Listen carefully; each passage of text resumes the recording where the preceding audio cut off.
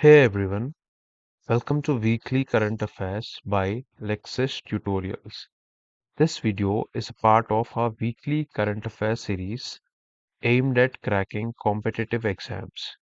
In this series, for each current affair, I will also be stating all the related relevant information so that you cover the topic completely. Apart from this, we will also be uploading an MCQ style based video series which is based on events happening around the world. In that series, we will be covering some straightforward, direct questions, which we do not have much info apart from that one line. And of course, there will be a monthly recap of the most important current affairs, which will be posted at the end of each month. Now, as our first current affair, we have the signing of a contract under IDEX for a miniaturized satellite by the Defense Ministry of India. What is IDEX? The full form of IDEX is Innovations for Defense Excellence, which is a Defense Ministry of India initiative. This challenge is being led by the Indian Air Force. This is the 350th contract and which is under the Innovations for Defense Excellence, which is, as I said, is the flagship initiative of Defense Ministry.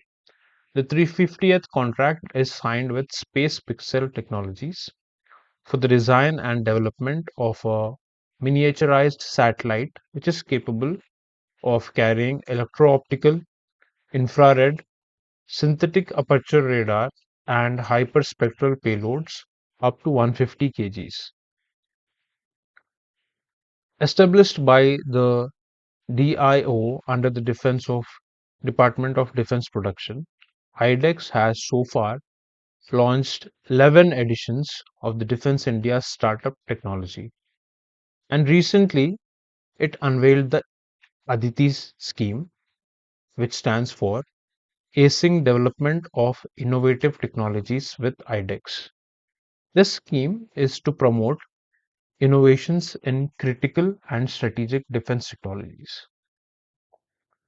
Now, additional information on this, the satellite, the pros of the satellite, if you look at it, they enable innovation in space electronics, wherein many payloads earlier deployed on dedicated large satellites are now being miniaturized. This modular small satellite, will integrate multiple miniaturized payloads as per the requirement, and they have certain advantages such as the deployment will be faster, it will be economical, the manufacturing will become easier, and other factors such as adaptability and also less environmental impact. This contract was exchanged between Anurag Bajpai, who is the Additional Secretary of Defense Production and the CEO of the Defense Innovation Organization, and between Awais Ahmad Nadeem Alduri, who is the founder and CEO of Space Pixel Technologies. So the contract was exchanged between Anurag Bajpai and Ahmad Nadeem Alduri. Up next, our event in news is India's largest and South India's first leopard safari was inaugurated by Karnataka Environment Minister Ishwar Khandre on 24 June at the Bannerghatta Biological Park. As per the Central Zoo authorities and their guidelines, an area of 20 hectares has been demarcated and fenced for the safari. So far, 8 leopards have been released for the safari in the open forest area. According to park officials, Bannerghatta is home to a good population of free-ranging leopards, which are known as Panthera pardus, and they say that highlighting these predators is vital, and that is why the safari park, the natural park. The terrain, if you look at the terrain of the leopard safari area, it is made up of undulating terrain with natural rocky outcrops, and the forests are semi-deciduous. So, semi-deciduous forests and natural rocky outcrops. Up next, we have Another wildlife related event: radioactive implants for rhinoceros horns. This is the news. South African scientists, they injected radioactive material into live rhinoceros horns to make them easier to detect at border posts. The main aim of this initiative is to curb poaching. We all know that rhinoceros horns are valuable, and hunters and poachers usually kill these animals for trap and kill these animals.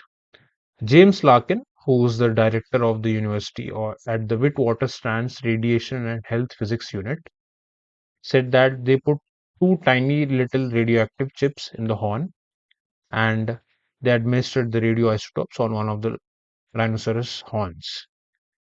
This radioactive material, what it would do is it would make the horn useless. It would make the rhinoceros horn, essentially, it will make it poisonous for human consumption. So far, 20 live rhinos are part of this pilot project, which is known as Rhizotope. Pilot project's name is Rhizotope. Our next current affair is another global event. NATO have named their next chief. The full form of NATO is North Atlantic Treaty Organization, and the 32 nation body. On Wednesday, they appointed outgoing Dutch Prime Minister Mark Rutte as the alliance's next head. This decision is approved by the 32 nations, out of which 30 are European and the other two are US and Canada. Mr. Rutte will take over from current Secretary General Jens Stoltenberg on October 1st of 2024. Up next, an event in news is the National Green Hydrogen Mission. The government has enhanced the allocation for fertilizer sector under the SITE program, which is a part of the NGHM. How much has it been increased? So the allocation for fertilizer sector has been increased from 5.5 lakh tons per annum to 7.5 lakh tons of green ammonia. So 5.5 lakh tons to 7.5 lakh tons per annum of green ammonia. The Ministry of New and Renewable Energy is the ministry which is implementing this National Green Hydrogen Mission. Now, their target is to achieve a production capacity of about 5 million tons per annum of green hydrogen in India by the year 2030. Now, under this mission, the ministry had issued scheme guidelines for the implementation of SITE program, of which the component 2 is incentive for procurement of green ammonia production. Now, this was done on 16th January 2024. As the implementation of the mission, as it started gaining more and more traction and popularity, the demand of green hydrogen and its derivatives from various sectors is also increasing. So the ministry, they responded to this increase in demand and decided to amend the scheme guidelines and increase the allocation for fertilizer sector. Now, this is a significant step towards demand creation of green hydrogen and its derivatives in the country. Now, a little info about the National Green Hydrogen Mission. It was launched on 4th January 2023 and the outlay was 19,744 crores up to the financial year 2029 to 2030. This mission will contribute to India's goal to become self-reliant to clean energy. This mission also will lead to significant decarbonization of the economy, and the country will depend less and less on fossil fuel imports, and this will enable the country to assume technology and market leadership in green hydrogen. A bit more, if we look deeper into this program, what exactly is green ammonia? First of all, ammonia, we know that it's a chemical and it's mainly used in the manufacture of nitrogenous fertilizers. The formula of Ammonia is NH3. So nitrogen is a compound along with hydrogen, and it is used in the manufacture of nitrogenous fertilizers. Like examples are urea and ammonium nitrate. Now, if this ammonia is produced completely, and in the process of production of ammonia, if the process is completely 100% renewable and carbon free, we call it as green ammonia. Now, what is this method of production? First of all, it is produced by using hydrogen. As I said, ammonia's formula NH3, nitrogen and hydrogen. So hydrogen is produced from water electrolysis and nitrogen is separated from air.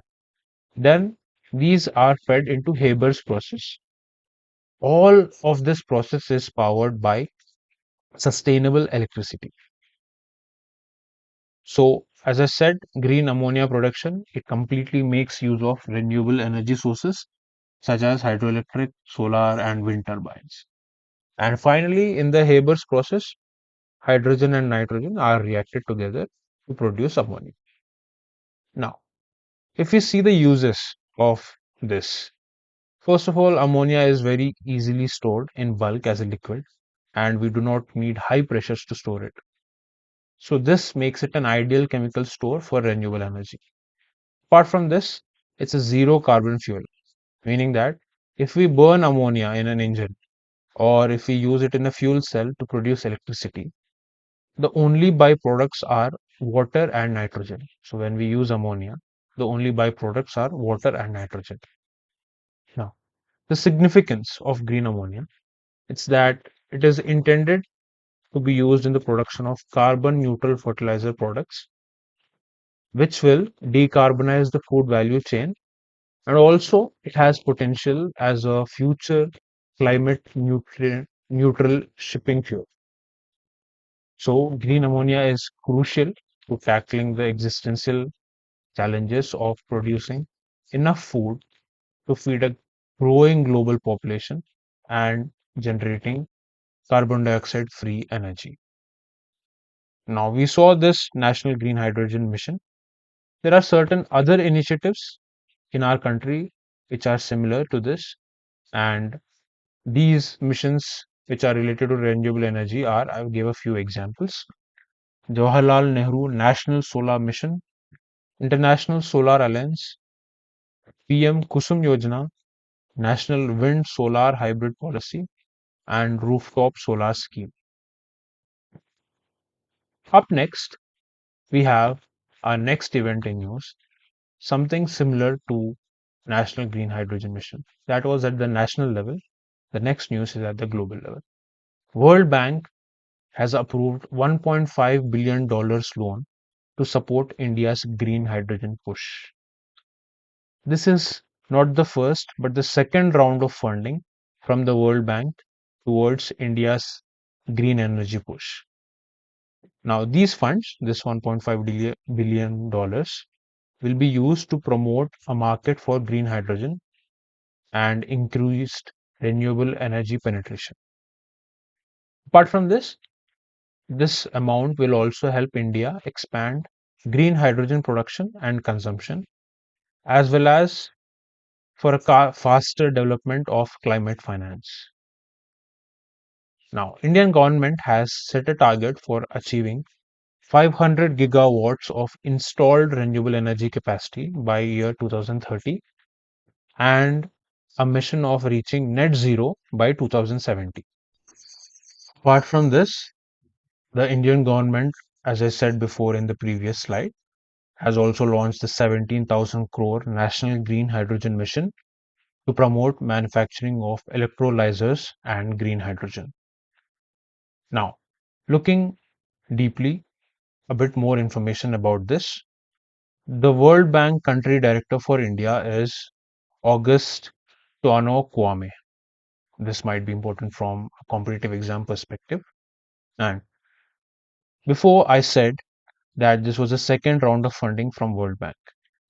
In June 2023, the World Bank approved $1.5 billion deal, first low carbon energy programmatic development policy operation to accelerate India's development of low carbon energy. This was the first round of funding in June 2023.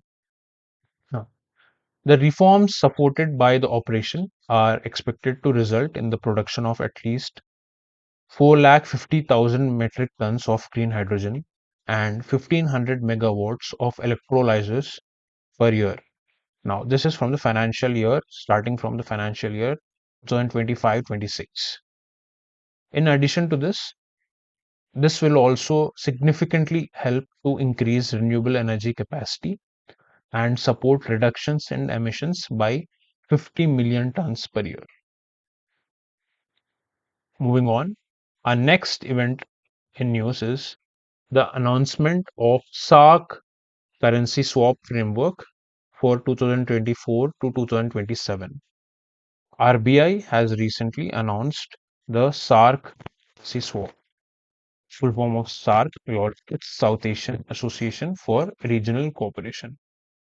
Now, RBI, in collaboration with, in consultation with the Union Government of India, they have revised the framework under which RBI would enter into bilateral swap agreements with SARC central banks who want to take advantage of this swap facility.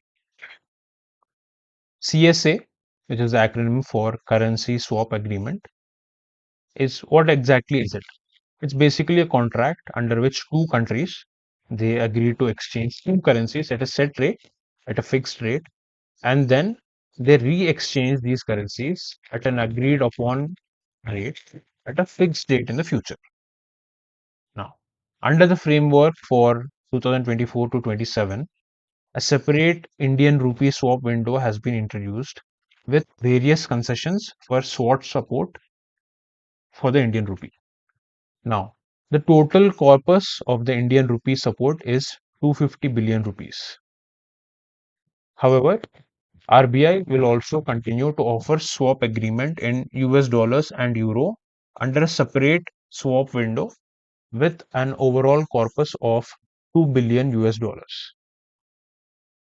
When did SARC currency swap facility come into operation? It was on November 15th, 2012. The intention of this is to provide a backup line of funding for both short-term foreign exchange liquidity requirements and balance of payment crisis of the SAARC countries till long-term arrangements are made. Now, what exactly is the significance of these CSAs? As I said, CSA stands for Currency Swap Arrangement. They help maintain financial stability, especially during a crisis, as I said, by providing a backup line of funding. Apart from this, they also help in addressing short-term balance of payment stress. Further info on this, India also has other significant CSAs. A few of them I've listed here. One is the BRICS Contingent Reserve Agreement, which was signed in 2015. India and Japan have a bilateral CSA amounting to $75 billion. Other CSAs are India UAE, the United Arab Emirates, and the India Sri Lankan CSA. Moving on, our next news is ISRO will launch its first dedicated SSLV commercial mission in 2026. The announcement was made jointly by New Space India Limited, which is the commercial branch of ISRO, and Space Machines Company at the Indian Space Congress. This mission is named as Space Maitri. Maitri stands for Mission for Australia India's Technology, Research and Innovation. So this mission marks a significant milestone in the partnership between the countries of India and Australia in the space domain. This is their first joint collaboration. As I said, the commercial arm of ISRO is called as New Space India Limited, and on June 26th, the newest rocket of NSIL, which is a small satellite launch vehicle, they will have their first dedicated commercial launch when they put the satellite named as Optimus. The satellite's name is Optimus, and it is built by Australia-based Space Machines Company. Now, this collaboration between India and Australia, it sets the stage for the launch of this Space Machines Company's second Optimus spacecraft. So Optimus is the satellite, but this is the second spacecraft of that particular company, and the weight is around 415 kgs, and it is the largest Australian designed and built spacecraft so far. As I said, this will be the first dedicated commercial launch for SSLV. However, it is important to note that the first commercial launch was Janus, which is a 10 kilogram nano satellite, which was a part of the SSLV D2 mission. Now, you might be confused. What is the difference between first commercial launch and first dedicated commercial launch? So, the difference is the first commercial launch usually it demonstrates the vehicle's capability to attract commercial clients apart from fulfilling mission objectives as well. Now, the first dedicated commercial launch, what it does is it highlights the vehicle's role, the spacecraft's role, and reliability as a purely commercial service provider. So it serves the needs of global satellite market without other mission goals. So in short, the primary difference lies in the exclusivity of the mission's focus on commercial payloads. A bit of extra information on this news. As I said, the mission is between New Space India Limited of ISRO and Space Machines Company, which is Australian based. So let us look at the heads of these two organizations. The CEO of Space Machines Company is Rajat Kulshrestha, and the chairman and MD of New Space India Limited is Radhakrishnan Durairaj. The headquarters of NSIL, New Space India Limited, is in Bangalore, Karnataka, and it was founded in March 2019. Up next, our next current affair is first ever International Dairy Federation Asia Pacific Summit was held in Kochi from June 26th to 28th. The Union Ministry of Fisheries, Animal Husbandry and Dairying, National Dairy Development Board, which is the NDDB, and the International Dairy Federation, IDF. These three are jointly organizing this federation. Now, the theme of this is farmer centric innovations in dairying. What is the theme? Farmer centric innovations in dairying. This event will feature insightful ideas and bringing together leaders and experts from the global dairy sector. Now, the goal of this was to collectively address key issues which are affecting the dairy sector, especially in the Asia Pacific region, but also globally. Through this initiative, they will explore ways to enhance productivity of milk and to ensure transparency in milk aggregation and to promote sustainable practices. For this event, more than 1,000 delegates and participants from over 20 countries took part. A bit of additional information. Who is the Union Minister for Animal Husbandry and Dairying? Please let me know in the comments. Now, moving on to our next current affair. Uttar Pradesh government to set up a bioplastic park at a cost of 2000 crore rupees. This is being done to combat environmental pollution. Now, what exactly is bioplastic? We all know that plastic, the regular plastic, is harmful to the environment. It is not biodegradable. It does not mix with earth for a long, long time. So, how is bioplastic different from this? Bioplastic is a type of plastic made from natural materials such as corn, sunflower, or sugar beet, and is also known as natural plastic. So, it decomposes quickly and it reduces environmental pollution. The organization, the authority that is the nodal agency for this park's development is Uttar Pradesh Expressways Industrial Development Authority. This park, the area is 1,000 hectares, and the location is Khumbi village in Lakhimpur Kheri district. Now, the construction of this bioplastic park will be done by Balrampur Sugar Mill Firm.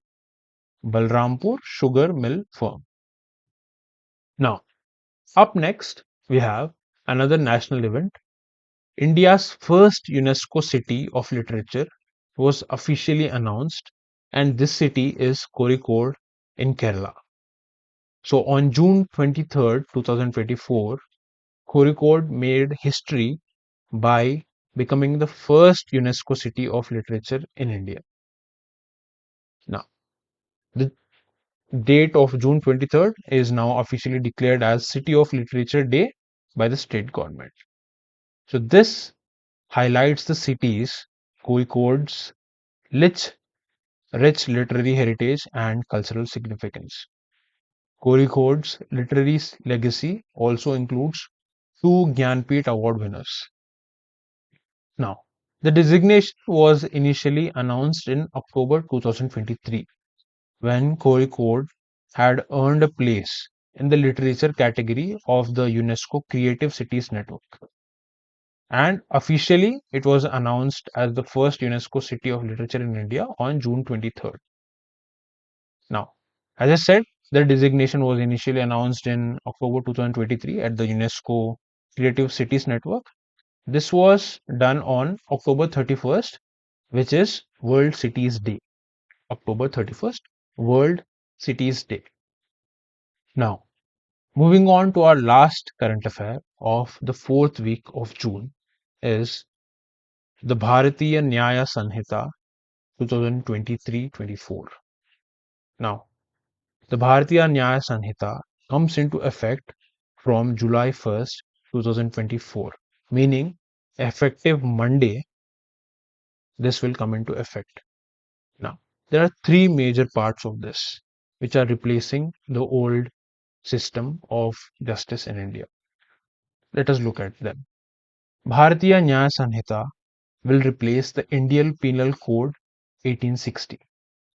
Bharatiya Nagarik Suraksha will replace Code of Criminal Procedure 1973. And Bharatiya Sakshya Adhiniyam will replace Indian Evidence Act 1872. Together, these three laws, they will help govern the criminal justice from defining criminal offenses and deciding processes for investigation, how investigation is done, how evidence is gathered, and how the process of trial happens in court. Now, why did I say Bharatiya Nyaya Sanhita 2023? It was because the bills were passed in December 2023.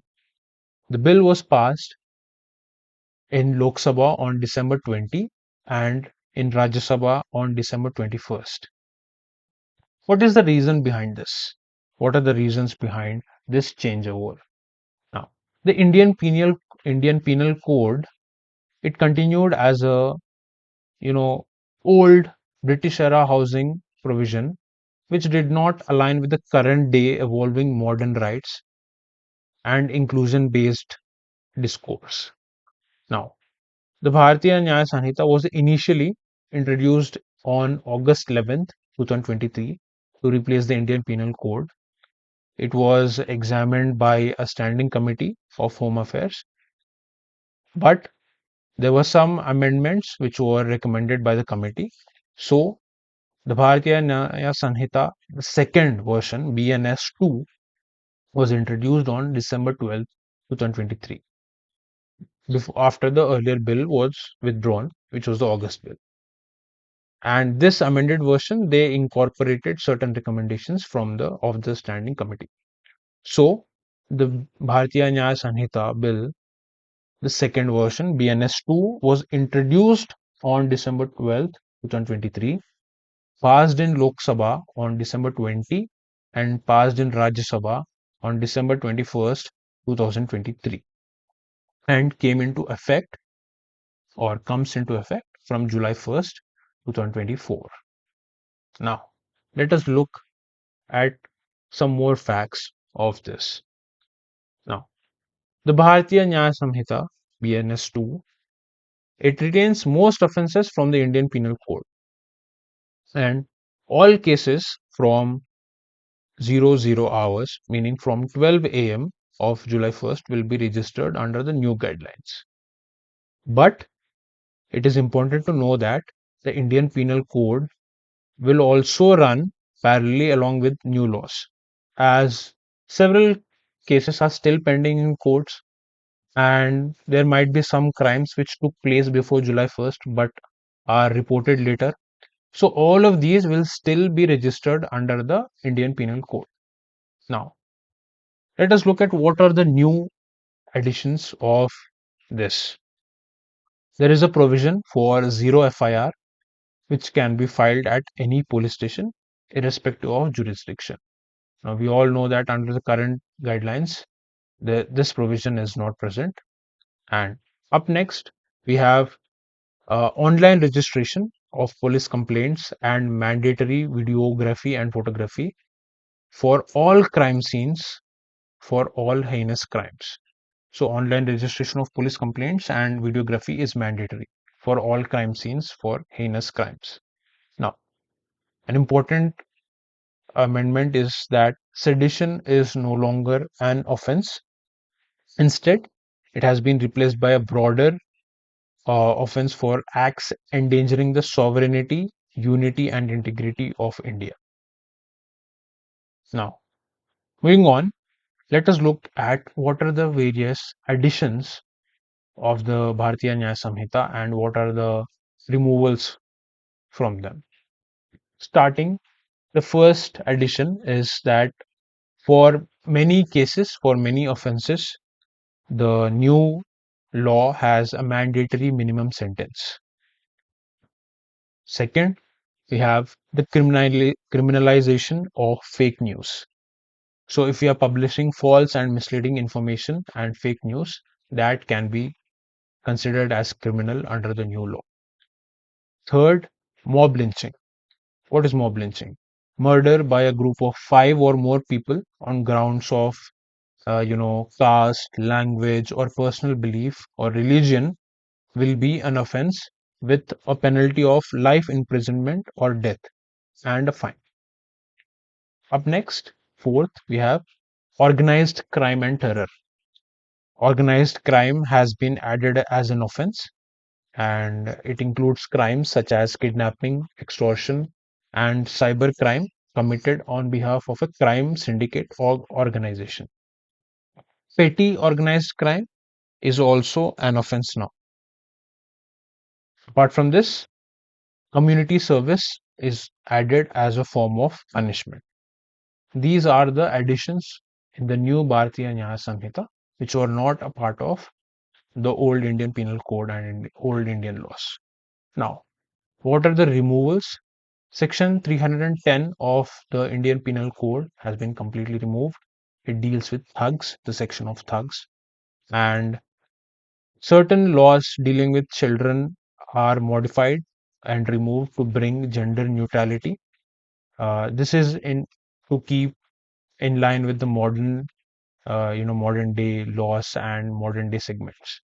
Adultery, the section on adultery has been removed, and section 377, which criminalized homosexuality and other unnatural sexual activities, has also been removed in the new Bharatiya Nyaya Samhita. So that's it. With that, we come to the end of the current affairs for fourth week of June.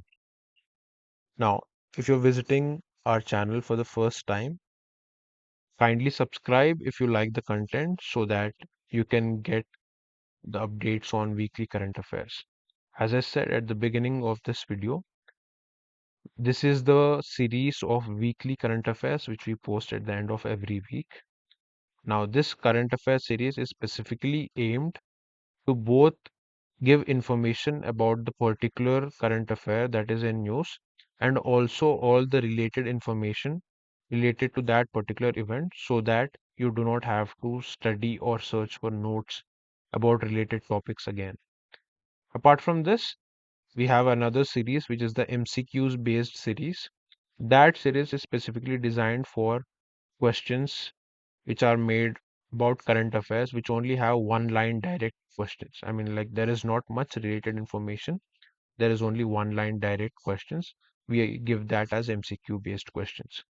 And of course, apart from this, at the end of every month, we have compiled list of most important current affairs. Now, these current affairs will already be present in the weekly current affairs, but a compilation of the most important ones will be done at the end of each month. Now, with that, we come to the end of our today's video. Thank you for watching.